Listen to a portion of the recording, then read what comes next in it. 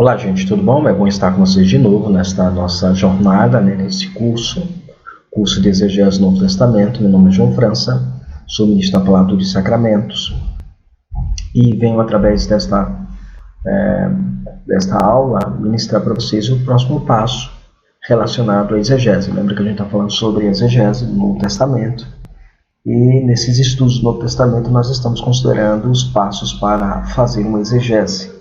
Partindo do pressuposto que você, aluno, já tem algum domínio da língua grega para poder fazer o procedimento exegético colocado aqui no nosso texto, ok? Então, nós já vimos que o primeiro passo para você fazer a exegese chama-se passo da análise histórico-contextual, né? Nós vimos isso na aula passada.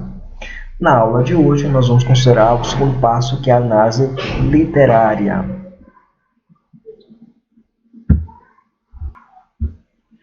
Então, chegamos a mais uma nova etapa do processo exegético, que é a etapa da análise literária.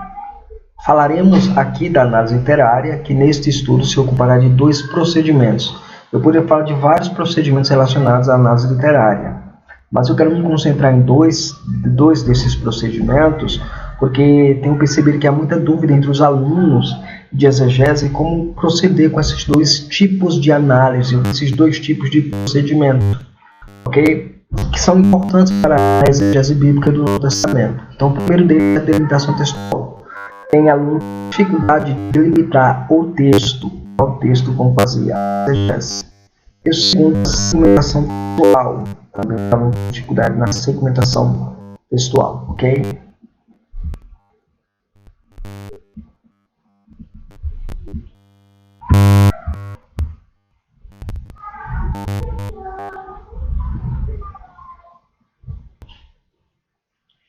Primeiro procedimento, delimitação textual. Certamente você já deve ter escolhido qual texto você vai usar para fazer a exegese. Se você ainda não fez isso, pense logo imediatamente para você fazer sua exegese. Qual texto eu quero fazer a minha exegese? Mas você já se certificou de que esse texto é a unidade completa, ou seja, esse texto é de fato um texto completo, é um texto que tem todos os requisitos necessários para que você possa começar o seu trabalho laborioso de exegese nele? Já determinou onde começa e onde termina o seu texto? Porque é necessário que você determine onde começa e onde termina o texto para poder fazer a exegese.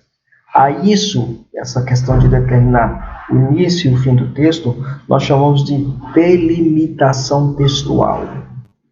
É muito comum você dizer assim, não, mas as Bíblias modernas já me delimitam para mim o meu texto através das perícopes.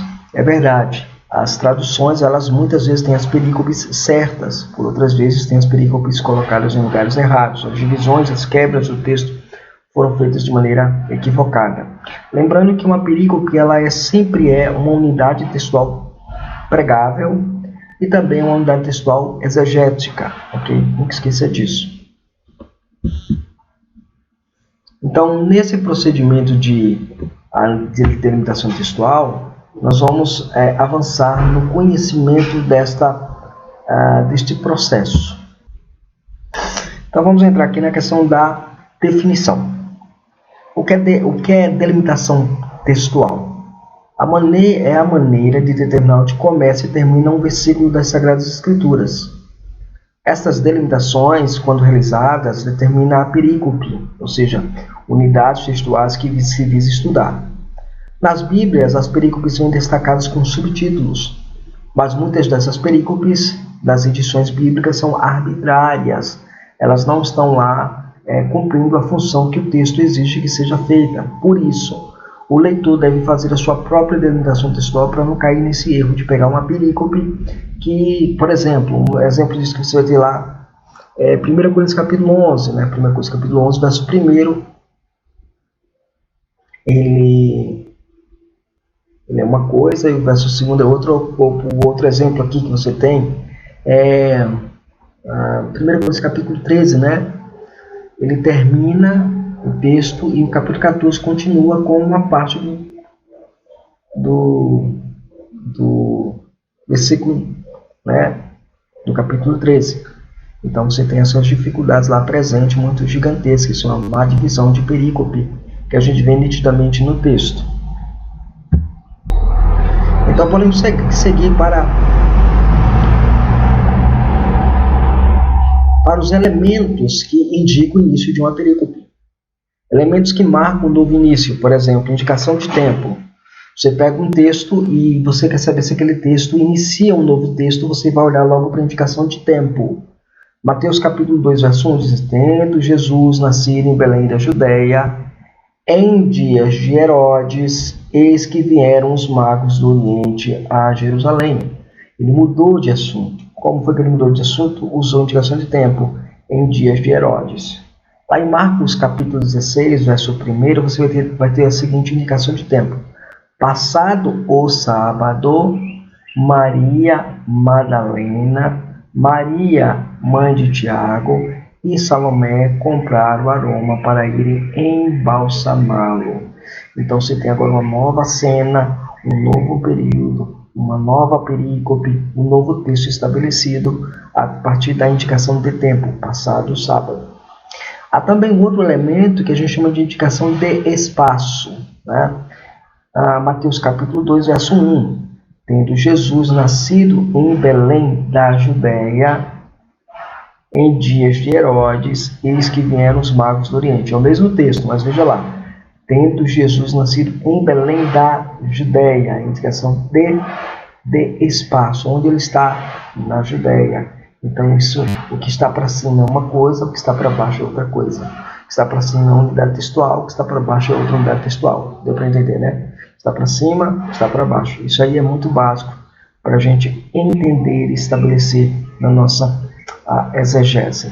Em Marcos capítulo 1, verso 16, diz assim: e andando junto ao mar da Galileia, viu Simão e André e seu irmão que lançavam rede junto ao mar, pois eles eram pescadores.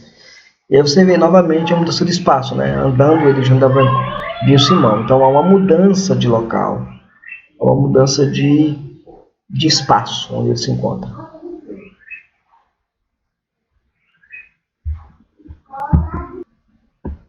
Isso nos leva também para um outro elemento, que é a entrada de novos personagens conhecidos como actantes. Então, quando aparecem novos actantes, você também tem uma nova perícope, tem uma nova unidade textual, tem um novo texto exegético, um texto para exegese, um texto de pregação. Ok? Marcos capítulo 7, verso 1.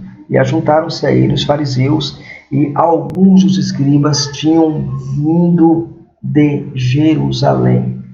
Então você tem aí um grupo que se junta a outro grupo, criando uma situação de novos personagens aí, muito interessante que você tem aí no nosso texto, ok? Então, eu poderia falar de outros elementos importantes, por exemplo, os títulos, né? A questão dos títulos também, que fazem a diferença, né? E é bem interessante a gente ter isso aqui para a nossa vida. Então, é um ponto que vale a pena a gente considerar do ponto de vista para a gente,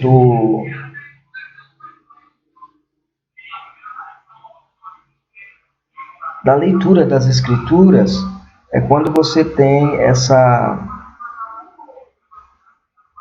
esses recursos. Aí não só são esses, professor, não, tem mais recursos.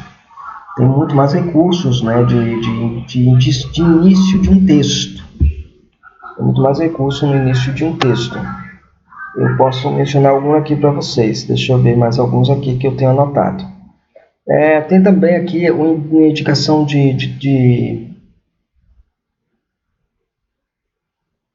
mudança de estilo, por exemplo. O cara mudou o estilo, né? Começou a escrever um estilo, né? Lucas 3:23, por exemplo. E mesmo Jesus começava a ser quase 30 anos, sendo como se cuidava filho de José e José de Eli. Ele mudou, né? Ele vem para a narrativa e coloca uma genealogia. Então ele mudou aí a ideia do texto. Outro elemento que é bem interessante, muito comum, né? que é a nova ação, né? Quando a nova ação acontece. Por exemplo, pega aí Atos capítulo 16, verso 16, né?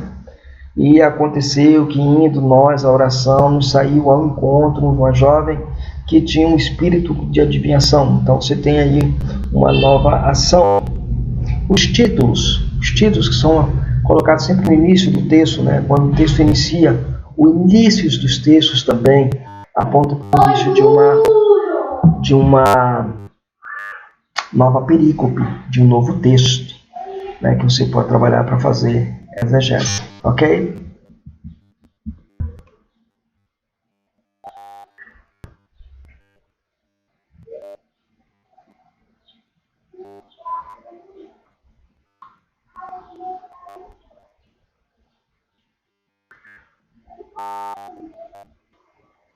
Ainda assim também nós temos os elementos que marcam o fim de uma perícope. Sim, há elementos que marcam o fim de uma perícope, que é basicamente quase os mesmos elementos que aparecem para marcar o início. Indicação de tempo. Marcos capítulo 1, verso 45 diz: mas tendo ele saído, então saiu, é fim da unidade, começou a pregoar muitas coisas a divulgar o que acontecera, né? De sorte que Jesus já não podia entrar publicamente na cidade, mas conservava-se fora, em lugares desertos e todas as partes. Mas tendo ele saído, se refere lá ao leproso, né, que é curado e tudo mais. E esse leproso começa fazendo uma coisa, então é bem interessante, que é uma mudança aí e termina a sequência do texto que foi narrado anteriormente, termina exatamente aqui, ok? A indicação de espaço também, Atos 12, 17. E acrescentando-lhes com a mão, e acenando-lhes com a mão, desculpem, para que se calassem, contou-lhes como o Senhor o tirara da prisão e disse: anunciai isso a Tiago e aos irmãos. Saindo, partiu para outro lugar. Então você vê, ele saiu de um lugar, foi para outro lugar, mudando aí, mostrando que é o fim da narrativa ali, é o fim da narrativa. A narrativa termina ali naquele contexto, o texto termina ali. Ok? A multiplicação de personagens e de actantes, né? O actantes. Novamente, Marcos capítulo 1, verso 45 diz: mas tendo ele saído, né?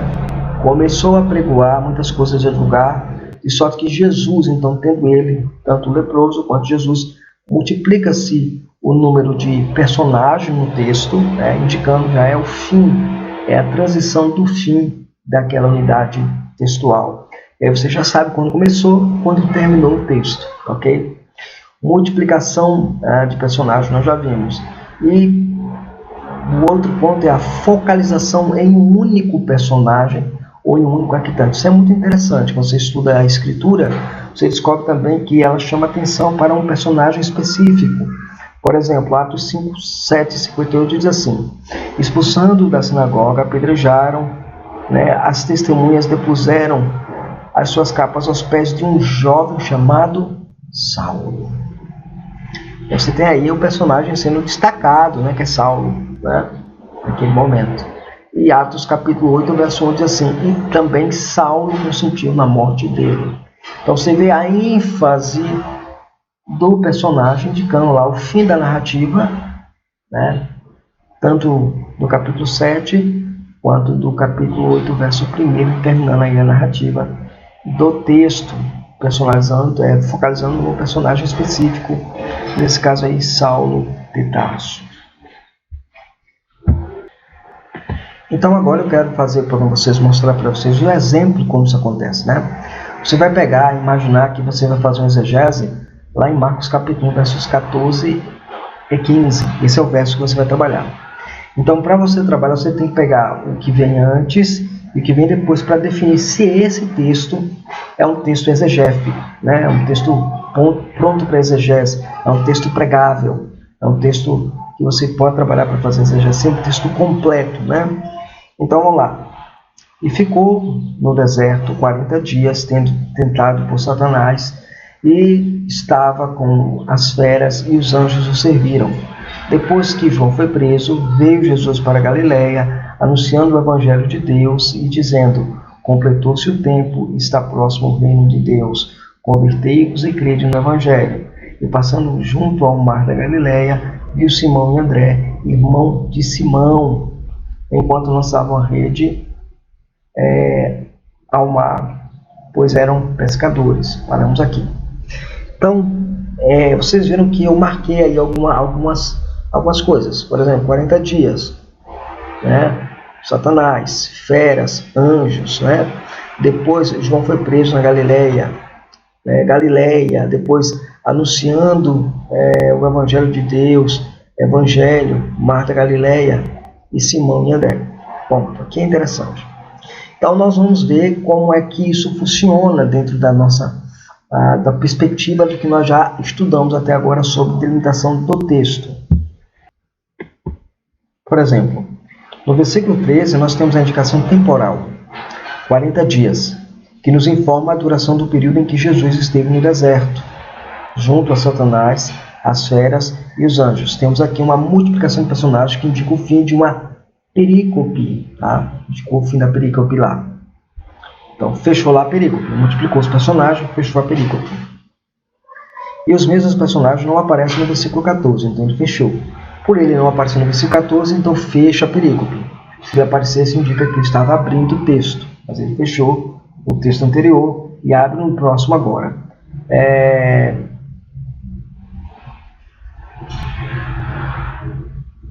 E os mesmos personagens não aparecem no versículo 14. Cristo está sozinho no versículo 14. No versículo 14, agora temos a indicação de um novo tempo.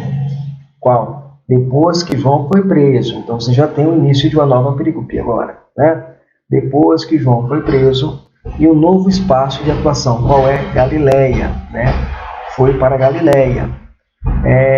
Temos a certeza de que inicia-se agora uma nova perícope. Além do que, o versículo 13, Cristo aparece inativo, enquanto aqui ele apresenta-se como ativo. Ele sai da onde está e vai para a Galileia, ok? Ele, Cristo, passa a anunciar o Evangelho, dito aí no verso 14. Note como a palavra do Evangelho se repete no versículo 14 e versículo 15, um recurso de intercalação claramente nítido aqui no texto, indicando uma inclusão, ou seja, está incluso aí. O episódio encontra-se bem definido e está bem articulado e está completo. Então, para não restar nenhuma dúvida, eu preciso analisar o verso seguinte, versículo 16, né? No versículo 16 há um novo deslocamento e uma nova mudança de espaço é notada com maior precisão, junto ao mar da Galileia, do que a afirmação genérica Galileia no verso 14. Surgem também novos personagens, Simão e André. Esses elementos indicam que o versículo 16 é o início de uma nova perícope e, consequentemente, encerramento da anterior. Sendo assim, você pode pregar nos versículos 14 a 15, pois eles são uma unidade literária. Então, eu posso pregar, fazer exegese, trabalhar em cima desse texto com toda tranquilidade, com toda normalidade, porque eles são uma unidade disponível para a exegese, ok? É isso.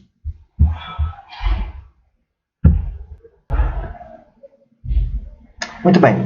Eu falei para vocês que essa aula também é sobre a segmentação textual.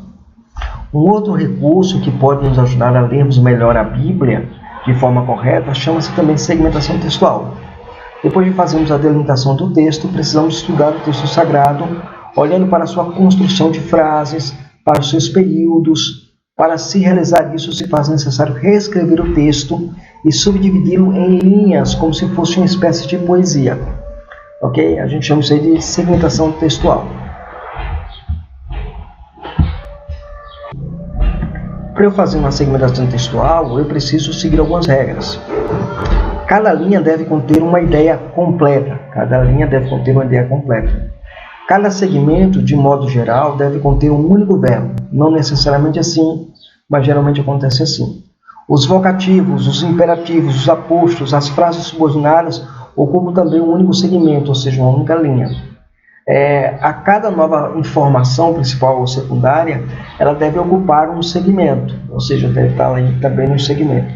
E cada segmento deve ser indicado por uma letra arábica, quando for no Novo Testamento, tais como A, B, C. E tal indicação começa a cada novo versículo. Então você pega o versículo, O versículo 14, o exemplo de Marcos 1, né? Então, eu vou pegar quantos, vou alinhar ele, colocar, segmentar todo ele, e a quantidade de segmentação me dá a quantidade de letras arábicas que eu vou colocar. Quando eu terminar a segmentação, terminar o vocábulo de arábicas, eu vou para o verso 15 e faço a mesma coisa. Eu vou te mostrar um exemplo agora.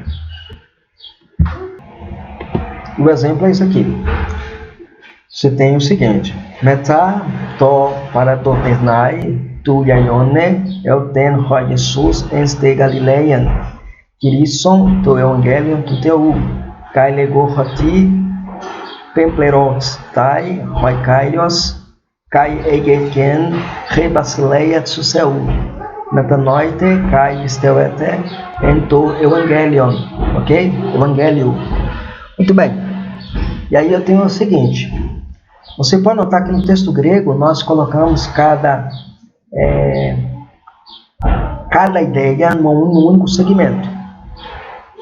O português do mesmo jeito, do mesmo modo. Então aí você pode observar que cada frase ocupa uma linha, né? Depois que João foi preso, né? Ou entregue, né? A palavra lá vem do verbo paradomir, né? Entregue. Depois que João foi entregue, foi preso, né? Veio Jesus elten, veio Jesus, né? Veio Jesus, esten Galileia, né? Para Galileia, né? O es lá, o es diretivo, anunciando o evangelho, querisso no sentido de proclamação, de pregação, né? To evangelho, as boas novas, né? Tu teu de Deus. Aí cai legou e dizendo, legon, né? Cai legon e dizendo roti, né? Aí esse roti está com 2 pontos, né? 2 pontos, mas pode ser pois, porque, né? E por aí vai. Roti está traduzido como 2 pontos. Você tem aí o verbo completar, né? Peplerotai, né? Peplerotai, rokairios, completou-se o tempo, transbordou o tempo, ou chegou à plenitude do tempo, por aí vai. Kai eginken, né? Eginken, rebasileia, né? E está junto, próximo, agarrado, né? Rebasileia suseu, né? Então, o reino de Deus, né? O reino de Deus, ele é metanoiete, né? Metanoiete, a palavra arrependimento, convertimento, né? Convertei-vos, ou arrependei-vos, né? Metanoite, né? Arrependei-vos ou convertei-vos, né? Kai steuete, e crede, né? É um imperativo, né? Et, aí steuete, ento evangelion, né? No evangelho. Então você tem aí, você pode observar a letra A, B e C, tá vendo? Letra A, B e C, aí novamente verso 15, A, B, C, D. Você percebeu que continuou, né? A sequência das palavras, ela continua. Então é basicamente isso. Você deve fazer isso na sua exegese, no texto que você pretende trabalhar. Então, quanto menor for o texto, melhor para você trabalhar essa segmentação e delimitação. Quanto maior, vai ser mais difícil trabalhar a delimitação e a segmentação. Ele vai ficar extenso, mas fica uma coisa muito bonita e bem feita para a glória de Deus, tá bom? Deus abençoe. Essa foi a nossa aula de hoje. Deus te dê graça sobre a tua vida.